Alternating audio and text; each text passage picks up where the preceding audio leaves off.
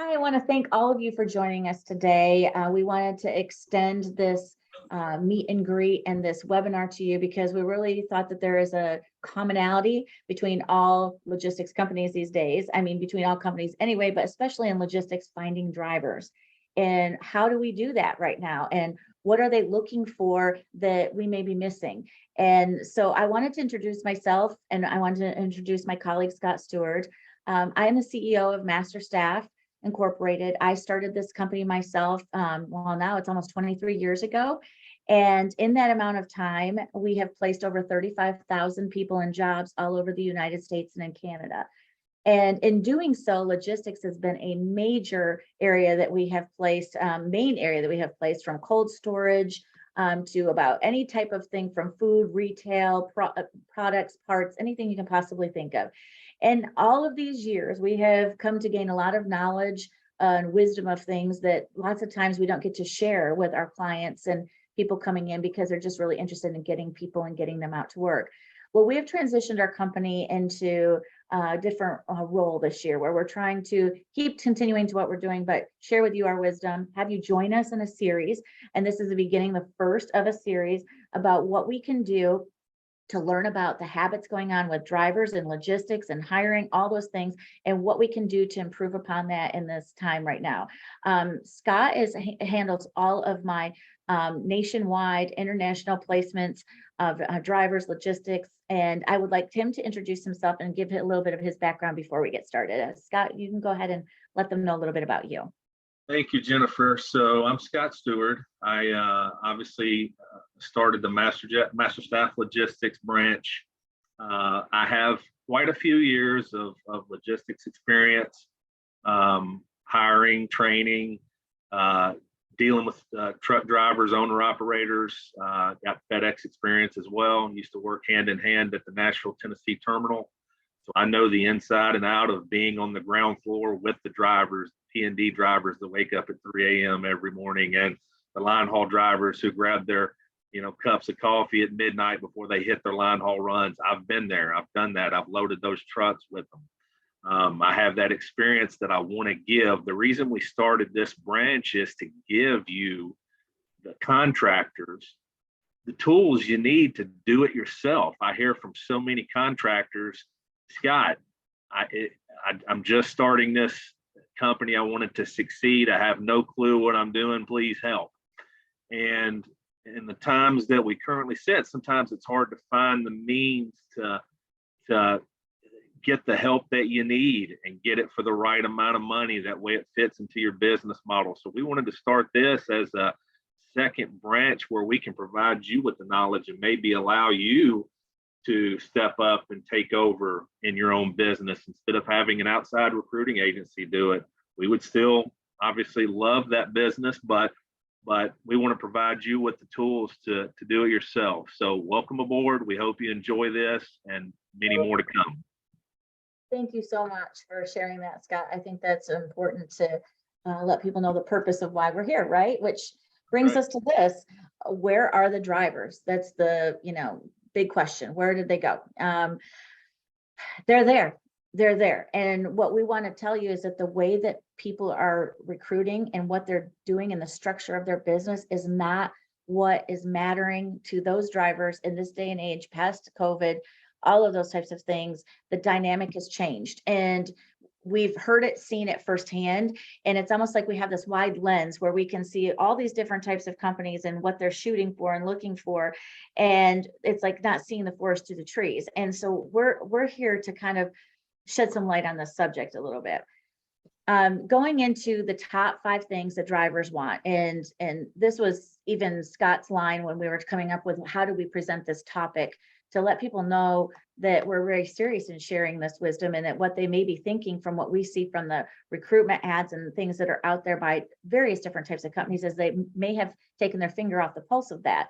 So Scott came up with the idea of saying, look, there's top 5 things that drivers want, and surprise, it's not all about the money. And that's what we want to focus on today and give you those takeaways. So we have an agenda we want to go through. It's a short time we're with you today, but we want to pack a lot in a short amount of time. So first, we want to talk about the driver's priorities and how they've changed, go over safety, longevity and what that actually means, time off and what that actually means, and the benefits and how that gets packaged up, and then kind of end with a little bit about the pay and the structure and what that means for these drivers as they come around.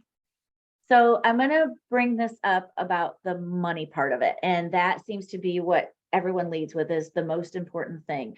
And as Scott, this is again something he says, like, pay has to be here, but it's not the most important thing anymore, but it's a decision maker, a major decision maker. But when we say pay, we don't always mean that how many cents per mile or what kind of package salary you get, or whatever the case may be per run, a dedicated route, however that is portrayed in a recruitment ad, or how your company hires people. What we're talking about is the way in which you do it, and the options that you provide your drivers and what they are looking for at this particular time. So I'm going to turn this over to Scott, because we're going to talk a little bit about how the priorities have shifted for drivers, which leads us into our 5 main points that we're going to make today. And that is that typically drivers feel like family means fired, because of that dynamic has changed. They're now in a household where usually 2 people have to work and earn a living. And when you have priorities for your family, how that is a huge no-no. You're stuck on a let's say a logistics dock, and you don't know, you have no control over when they're going to load your truck, when they're not going to load your truck, weather, construction, accidents. So we know that we don't take it for granted at the time that our flexibility is of clocking in and out, but for drivers, it's a whole different world. And so this is what they mean. They think that family means fired. So Scott, I'd love for you to share a little bit with what you hear and why this is important for people to remember as we go into the next 5 items we're going to discuss today. Yeah, Jennifer. So, I mean, let's be honest, contractors, the last 10, 15, 20 years, the business has got a bad rap. I mean, it's been all about at least the way drivers see it is, hey, run me. Don't give me any time off. I've heard it from drivers, time and time again. Scott, they're running me ragged. I've been on the road 3 weeks. I've been on the road 2 months now. I haven't been home. COVID kind of stopped that, guys. I'm sure you guys are feeling it as well. I know I'm feeling it. I'm hearing it on the ground from drivers. Family and time off became a lot more important in that time. Even though trucking is, I would say what held the country apart at that time is drivers stepping up and making it happen. What drivers figured out is, hey, I can actually do my trucking job and get home and see my family every once in a while, and not go months and months without seeing my kids or my grandkids. That's what we mean. If you look at the family means fired, typically workers, and not just truckers, but mainly truckers, because they spend so much time away from family, is, hey, if I bring up something where I want to see my son play his first football game, or it could be something as simple as I have a doctor's appointment. I've heard that from drivers before. And the trucking company, the owner operator, say, no, I can't find anybody to replace you. I need you here. We have to, as an industry, get more flexible with time. Drivers are afraid of not only being fired, but denied a raise, demoted, the whole gamut. I mean, they're afraid to bring time off up, and they shouldn't be. The way the world is moving, company time and time spent at the office, it's going away. It's going away. It's slowly. It's going to go away, and you're going to have to be flexible on how you handle time off. Go ahead, Jennifer. I just you see it from a different standpoint than I do. Oh, no, and I think that everything you said was beyond valid. We have to make a change in the industry. And I think being creative is what's going to make the difference of you getting a driver in or out. And we have to look at it in like I brought up the term wide lens. This is what today is about. You need to look at it in the bigger picture and hone in on how that affects your business and what you can do to help improve that and get the people in that you need to be working in your supply chain. So what do drivers want? That's our first question, right? So safety first. No matter what we say about money, about anything, people want to come home to their families. They want to get home. And that also involves safety. And there's a misconception about that, I think, in the industry, where when we say safety, well, my trucks are the safest, my this are the safest. We don't even advertise that, other than we might say, we have the safest drivers on the road, and it's a tagline and a slogan when you're recruiting drivers. It has to be substantially more than that, and it goes deeper than that. So we want to look at companies that mention not only their safety record, but are flexible with multiple types of work schedules in order to combat driver fatigue, which is a big deal right now. And also drivers rushing to get a load somewhere at a certain amount of time. I know that they regulate, there's lots of the trucks that are regulated on the road with speed now, but that also can cause issues with other things as far as with loading and unloading and that type of thing. So safety first, and how you represent that when you're recruiting is critical, and the bigger picture of all the top 5 things that the drivers will be looking for. So Scott, would you share a little bit about your experiences hearing from drivers and how you if I had a quarter for every time the driver told me, Scott, my contractor, my boss sent me on a with a load that's oversized, or a load that wasn't properly tarped, or any number of excuses, I would be a rich man, because I hear it all the time. And I get it from your contractor side. I understand you have a business to run, you have things that have to be there. But look at it from a driver standpoint sometimes. These drivers at some point in their life decided to make a career out of driving. Okay, commercially, they spent a lot of money and a lot of effort and a lot of time going and getting that CDL and looking for jobs, and telling their families, hey, I'm going to have to be away for a while. They've put in the effort to do that. We have to be safer with their license. Who's the first line of defense on the road if a trooper stops? It's the trucker. It's not the company. It's not the owner. You're not out there. It's the trucker. He's getting stopped. He's getting safety check. If anything is wrong, it's going on his license. And guess what? He may look up one day and not have a CDL because, something massive happened. God forbid, an accident that hurt someone. So you, as the company, have to put into place safety regulations that you stick by, not just post them up on a board and leave them, but you actually have to make your drivers see it and say, hey, whether it's every Friday, hold a little 1-hour safety class with your drivers, or if it's one-on-ones every week or couple of weeks where your safety guy drives out with them and makes sure they're following the rules of the road. You have to stay on the drivers, and you have to stay on yourself, honestly, as well. Safety is a huge part of it, and in the driver's mind as well. It's all wrapped into one package. They're looking at, hey, what company will protect my CDL and my life, my livelihood the best? That's what they're looking for. Great point to drive home, is that taking a look at it again, our theme is from another perspective, and you're looking at it from the drivers, and it is on the driver if something happens to them and they get pulled over and they lose their license and their livelihood. So we have to be cognizant of that and build programs that help foster safety and help bring us to the point where we can actually recruit for that. And it's important we understand it and we realize that we implement and we do it every day. And so that brings us to what our second topic is here. And this is one that, Scott and I had discussed, because I think that the perception of what this is very different than what it actually is. And that means longevity. And I had mentioned to Scott that I love the picture that we chose to go over this topic, because there is a transition that happens, and drivers they are in the industry of all the careers that you can have. This is one that sometimes can definitely have a shelf life for various different reasons. Okay. And so we have to look beyond that. And when we say longevity, a lot of companies will just say, well, we're a company that's been here for a long time. We've never had a layoff. We're here. And that's what you're out there recruiting for. But when we say longevity, that's missing exactly what they need. You want to have a company there that's taking the wisdom of these people that have been out on the road, experiencing the supply chain logistics for how many years, and put them in roles in your organization that not only help them teach others and help, impart the wisdom upon them, but also can be in operations, P&D, anything that you could possibly think of to help your company with its return on investment. It's priceless. We miss that these days. There's no accounting for the experience that you get on the road and going to various different client companies that these corporations have. I mean, essentially drivers are like the extension of the company because they're representing the corporation when they go and getting those products there on time and safely and back again. So Scott, I thought maybe this would be too a little bit of a good time for you to kind of talk about what you hear as far as what opportunities are for drivers once they get to that point that they're ready to move on, especially those ones that even have to load and unload their own trucks. Hey, it's true. Some truck drivers just want to drive.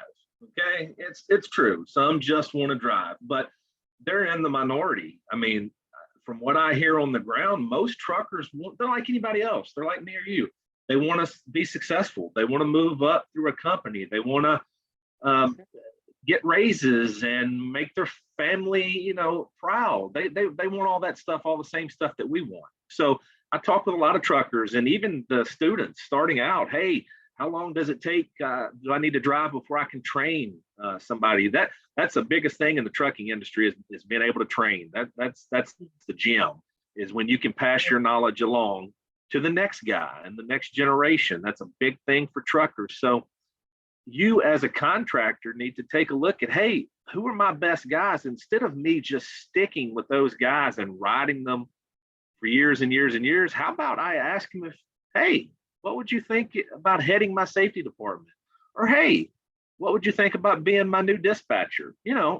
There's nothing wrong with that, because all you're doing with that is building a team. And so many people do not look at building a team anymore. They just need a driver. I need a position to fill. I need this and this and this. And then that guy quits and then they need another one. You have to focus on building a team. Once you have your team in place, everything will fall apart. And I'm telling you, the owner operators, you guys and gals listening to us can sit back, smoke a cigar, and watch the money roll in, because your team is going to know exactly what to do and they're going to get the job handled. And they're not going to be looking for another job somewhere else because you've provided for them. And then the guys that are driving, they see that number one driver has been promoted into the office, and they see, man, I'm not just working here to drive. I'm working here to build something. I'm telling you guys, it means a ton to drivers. You're right. And there's a reason why, even like in the military, why you earn accolades the longer that you've been into it. And those are the people you look for to make the decisions. Well, I think it's crazy that we don't use that same philosophy in logistics, where we're bringing in these men and women who have been on the road and have this experience that's priceless, and use that to make us a better company and bring a better return on investment. So I thought it was beautifully said how you put that, Scott, because that's a part that we need to look at, and then how we make that come alive when we're recruiting for people, so that is something that they want. Also, looking at our third thing that we want to talk about today is kind of a big deal. It's probably, of all of the things, the closest to when people are looking at even money or whatever. It's actually probably is the biggest, is time off. And Scott, definitely, share with what you're feeling on this, because the type of driving that a company has. So you have to look at your own individual company. Do I keep drivers, owner operators, and dedicated routes that are gone a week at a time? Are they ones that are gone 21 days at a time? Are they back and forth every day? What type of driver do I have representing my company that has to keep my company moving? And then you have to think about why that time off is so important. If we know how important it is to us, why wouldn't it be to them? So I think advertising and implementing creative and lucrative PTO programs, they create loyalty, retention, the best drivers. And so I think that, Scott, you've heard that more than anything, haven't you, recruiting, about time off? Word from the drivers: as soon as they hear that a company is hard to work with time off, they're moving on. They're not even going to look at that company. They're not even going to consider that company, because time off has quickly become the number one reason drivers are looking for a different job. Let's just say that. Not only looking for a job, but looking for a different job, because they want to be home. They're like anybody else. Me and you, we want to be home. We want to be with the family. We want work to disappear after 5 and 6 o'clock, and we want to be home. Truckers are the same way. Okay, they feel the same way. Now, they understand that that's not always possible in their job. They get that. They're smart enough to realize that in the career they chose, they're going to have to be gone from the family. But when it is reasonable, we as logistics recruiters, we as owner operators, you as owning your own business, in any, you need to learn how to deal with people, and when it makes sense, say, hey, I'm willing to work with you. My son needs, he's playing his first football game. I want to go. Okay, let's get you there. And it all kind of returns to the team building. If you have a team in place, you don't have a problem filling that position for a day. If one of your drivers wants to go do something with the family, you can easily bring up the fill-in guy. He takes the route for the day. You're good. If you don't have a team built, then you're going to freak out. I can't lose this guy for a day because that means that I lose money. It all comes back to building a team. You have to spend money. You have to build your team. But Jennifer, it's so important these days, time with the family. It's went from, I would say 10, 15 years ago, number 4 or 5 to number 1, because 10 or 15 years ago, the driver said, give me all the routes you can give me. Give me the extra day. I'll run for you. I need the money. It's not about that anymore. The new generation has come along. It's not about the money anymore. It's about the time. Scott, you said it's so good bringing it back full circle, because kind of why we have these 5 topics is they all intertwine, and how you present them is how you're going to get these drivers. And that is the biggest reason why people don't like giving time off anymore, is because they're worried that they don't have anyone to fill that role. They're paying this person because they have a business. They got to keep their business, right? So that's completely understandable. But what we want to bring to the table here and to show is that the creativeness on how you do the hiring. And that's what we're experts at. And where our expertise of over the years of dealing with all the different types of businesses we have come in is because the fact that we understand that, but there's a way that you can hire, the way you can invest, and the way you can pull that together to where it's always going to be covered. And that is something that, at some time, if you'd like to discuss with us, we'd be happy to discuss that with you. But we just want to share with you, look at that, because that is critical to you getting drivers in. That just brings into benefits. And benefits, when we talk about this, Scott and I always say, we are not always talking about, and especially in this instance, health, medical, dental, life. That is the standard. If you think you're special because you offer that you are just like everybody else. And if that's what you're leading with, they're going to read it down to 20 different ads, and they're not going to find what you have. We want you to start being creative and thoughtful when you're offering benefits to truck drivers. I put in here, like, your role is unique, and that their role is unique, and theirs is dangerous, and it's a lifestyle sacrifice. So coming up with different kinds of creative programs. And so Scott and I looked at what's out there versus things that we know that maybe work in other industries that would be great transitionally into this, that people are just afraid to try. Examples, there are a few truck companies that offer scholarships to the children of truck drivers, kind of rewarding for the sacrifice that they're not always home on time. There's also exclusive driver vacation resorts where drivers and their families stay, VIP truck driver programs that have exclusive rewards, which can be NHL tickets, a reward to go to an NFL game, a show, and they're given that time off without having to use that time off against their time that they have earned. So it's like bonus time off, plus they get this reward. And then guaranteeing that drivers are home on Christmas Day. And believe me, Scott and I both know supply chain still has to run on Christmas Day, just like doctors, nurses, police, fire, ambulance, our military, everybody, there's a whole group that has to work. But what we're trying to say is that look at the dynamic of your business. Is this something that you can put into it that would actually allow that to happen? And if so, even if it was every other holiday or whatnot that you're guaranteed to be home, how do you position that and be able to advertise it? Because it will make a difference. And obviously people do 401k matches, and those are great. But at the end of the day, these are the ones that people are living in the moment in. And I'm not sure if you had anything to add real quick to that, Scott, but I'd love to hear what you might have to say. I do. And I will say that you owner operators, logistic coordinators that are going to watch us and are watching us now, you guys have done a really good job at this. Okay. I'm seeing a lot of contractors and different companies coming up with a team day where you bring all the drivers into the terminal together and you have a cookout and you give away awards. That's wonderful. Drivers want to be rewarded just like anybody else. They want their work noticed. But some of these things here, just think, a driver that is constantly on the road, okay, and can't get to some of his family functions. Maybe he's not, in the greatest income, not in the greatest income situation. Just think if he's your best driver, or he or she is your best driver. Just think if you presented he or she with NFL tickets for for a weekend and gave him that weekend off and plugged one of his team members in to cover for him. What a difference. Do you think that driver's going to go looking for a different job in a different company the following month, even though maybe he's not making the best CPM? No, because he knows that his boss cares for him and loves him. Okay. That's all it's about. It's about building that relationship with your people. And this is a great way to do it. Benefits is it's a monetary way, and it's a very loving relationship type way on it, to be quite honest with you. I would agree. I would agree with you. You've heard some new ones too, haven't you, Scott? You've heard some new ones, right?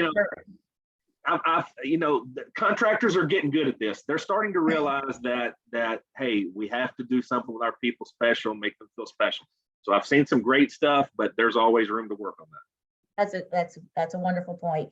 I love hearing when you have new things to tell, because Scott speaks to so many different drivers all over the country, and he gets a good taste of what new things are out there. So I love that you're commending the change into the industry of being more creative, but you're right, we need to do more, and the ones that are doing more are getting the drivers. That's right. And so our final topic as we near the end here is the last one, which seems to be the most obvious to everybody.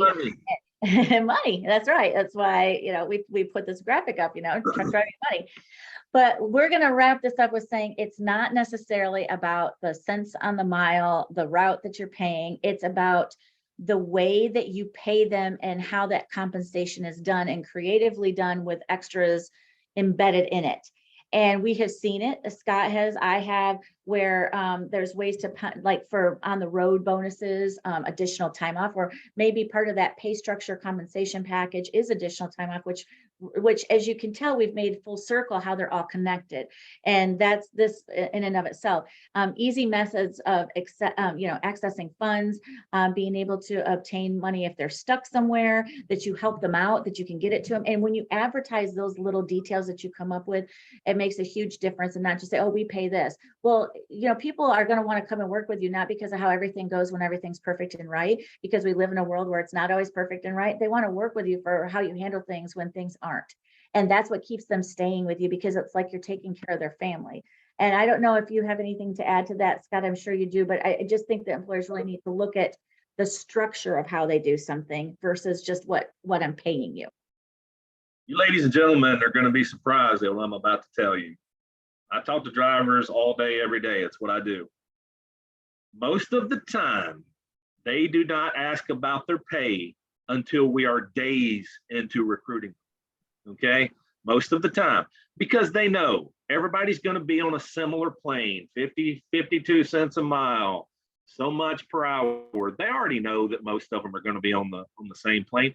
It's the additional benefits that they're looking for, the additional stuff. I hear so many drivers, say, Scott, my contractor's leaving me out to dry. I've got to jump to a different company because I'm stuck 400 miles away, tires busted, vehicles leaking oil, and they're dropping the ball, sending the money and the funds over to the shop. And now I'm stuck in a hotel room, paying for it by myself, by the way.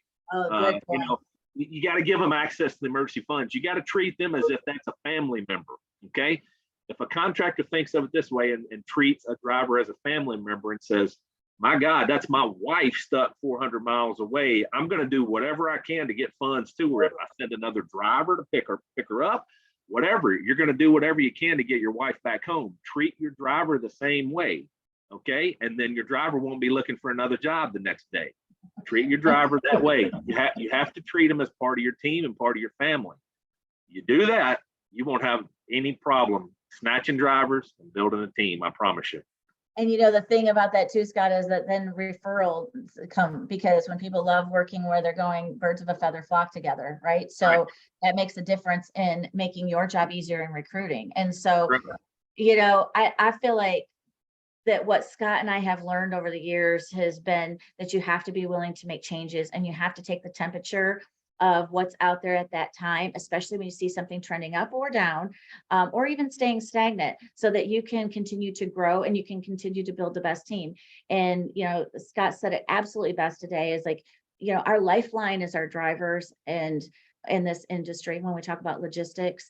And the focus of MasterStaff Logistics is to foster both with the drivers and with the companies to be able to match them together harmoniously so that there is happiness and growth in both, and that we're able to shed some light on topics that I don't think that when you're not don't have all the boots on the ground sometimes, like it's tunnel vision, and there's nothing wrong with that, and that's understandable. We do it in our own industry from time to time, but if this is my company and I'm just worried about how our products get out, I'm not thinking about that my driver can go drive for someone else, because driving is driving. So what are they doing to entice that person away, and how do I get the best people and keep them here? And I know that everybody asks that question and cares, but we're hopeful that because of the amount of drivers that Scott talks to, the amount of companies that I deal with, and in the tandem part of that, that we're able to shed some new light and hopefully give you some ideas and some takeaways that you can implement into your company for successful hires in the future. And we really want to thank you for joining us. We want you to contact us if you have any questions. This is going to be the first in our series, and we just have all of our contact information here and are open for any questions, chats, comments, anytime you want to talk. And then we'll be sending an invitation out and posting when our next one will be. Scott, would you like to add anything in closing today? Jennifer, thanks for the opportunity. And you know what? We're here to help. Okay. That's why we're here. And if one outlet's not working, we're going to try a different outlet. Okay? That's right. So look forward to a lot of good content, because this brain's full of it. And I'm ready to spit the knowledge to you. Okay. I love it. Contractors, visit us back. We'd love to have you back again. Thanks, Jennifer, for the opportunity. I had a lot of fun. Scott, thank you for taking your time and joining us today, because I think your wisdom is invaluable. And I'm just so glad that you were able to share that